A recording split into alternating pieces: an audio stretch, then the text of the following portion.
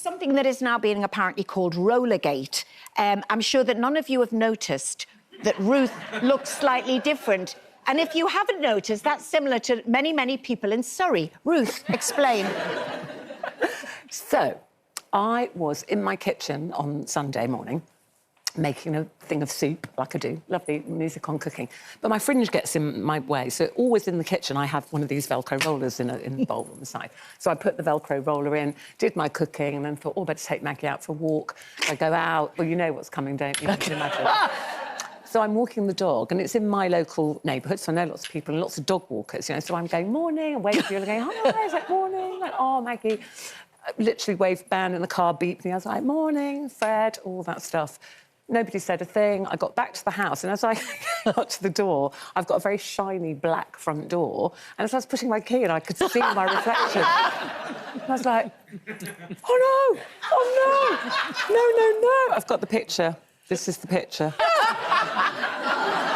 Did not one person even go like that or anything? Not one person. But then Brenda and I were talking about it. This is like eyebrow gate. This is karma. This is karma. Because Brenda came on one day, and we all go back and have our meeting there, and she came in with these very wet-look eyebrows, like very black, they look like wet look.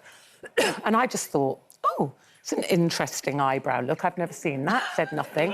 Colleen said the same. She thought, oh, they're shiny, different and shiny. Very shiny. And we did the first part of the show, and then people were contacting the show, and the producer said, Brenda, everyone's like phoning in and writing in about your eyebrows. And she went, oh my God, and it's stuff you paint on your eyebrows. Yeah.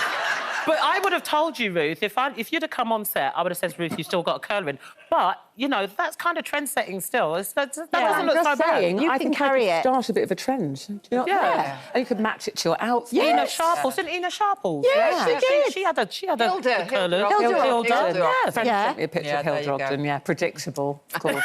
Anyway. Are you keeping it in now? Yeah. Keep it in. Yeah. Keep it in. Let's Okay, see the colour in. It's a look. Now, let's talk about this. According to... Take it out! Oh, look, I've got a nice curly fringe, though. Funny. So, according to research, more than 2 in 5 parents say that they pay for their adult children to go on holiday with them every year, spending on average £2,400 around that, and that's including their meals out, food shopping, if you're maybe staying in a villa, accommodation of your hotel, flights, etc. So, do you holiday with your children? Do you pay, Sue, if you do? Yes, I do. I do. Yeah, I mean, you've got to, we've got some grandkids as well now, so sometimes we'll rent somewhere for a week and say, everybody come, and it's a chance for us all to be together. And it's the shared experience that matters, and not who's paying for it. And there's times when Elliot, my son's 29, and I'm so grateful that he will still go away with me on his own, just the two of us. Leave the husband behind as well, and it's just me and Elliot go off on a beach somewhere. Who suggested that first? Was that you saying, look, do you want to go away? Or did he say, Mum, shall we? I can't remember, but it's just something we've done, and we've both said how much we really enjoyed doing it, and we have a really good time. And, you know, although I do remember once being round a pool a few years ago and looking up, and I had a little snooze, and I looked up and I could see Elliot at the bar with this couple that we'd started talking to. And then I was looking at the bar, and then I saw him going like this to the barman and everything. And then I realised, I walked over and said, are you buying all these people drinks on my card? And he said, yeah, he said, I thought that's what you do on holiday. I went, not with my money. Brenda, because you went on holiday. Yeah. Well, you hadn't had a holiday for years and years. For 20 years, and so I booked this villa, and I asked Tanisha if she wanted to go, and I asked her if she wanted to bring her partner, and I didn't have any problem paying with them because I invited them. Did you pay for both of them? Yeah, but it was like, you know, it was a nice treat, and it was my birthday. I don't know why I'm paying for people on my birthday, but that's kind of how it goes. I think it depends, doesn't it? Because obviously lots of people can't afford to pay. Yeah, they'd love to. And also, you might have a child that's doing really, really well for themselves and say, you know, come on, Mum. We're also trying to invest in our future, aren't we? But I mean, the way that I look at it is Tanisha, she bought drinks and she bought food, and if I ever want anything, I don't generally ask, but if she knows that I'd want something without asking, she's very good at giving me. So I thought to myself, you know, I kind of think that way anyway. I brought you into this world, and so if I ask you to do something, then I'm going to pay. It was interesting. Some of the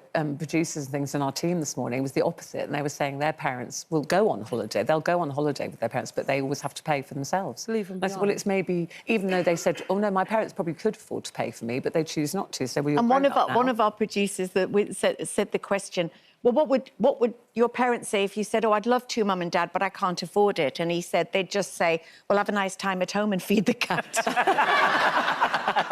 I think the thing is, though, it's like, you know, it's something I love to do, but I'm not a pushover. Yeah. As soon as if I think that somebody is just, you know, getting a free ride and is not gonna help out at all, then I mean, there's other ways that you can help out, isn't there? Yes, when we're there, maybe take us out for a meal. Well, there are. Do the washing up. I think do if this, I you know, said, I think if I said to Louis, would you's 24? Would you like to go on holiday with me, but you'll have to pay? He'd go, are you serious?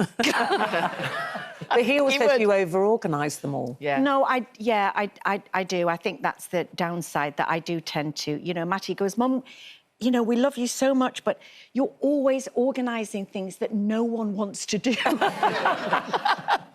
then again, Why if do you I do didn't... that? Why do you do that? Because if I didn't organise anything, you know... They'd all have a lovely time. Yes. But everybody would not do anything. But I think, look, it depends. If I can afford to, and I love the thought of going away with, you know, with Louis and with his girlfriend. Do you organise it for them?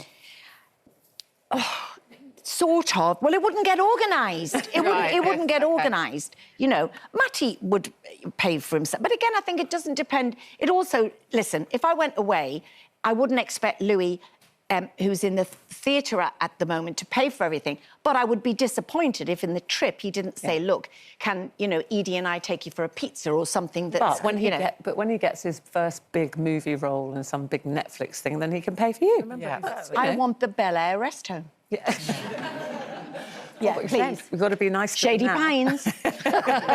I think it's lovely, actually, if your children want to go away with you. I do. Get the money, but just... But they want to. But they want to. Yeah, that's the big thing. That's what I get. The fact that he still wants to do that, you know, a 29-year-old who's still happy to go away and have a good time with his mum, to me, is just everything. Yeah.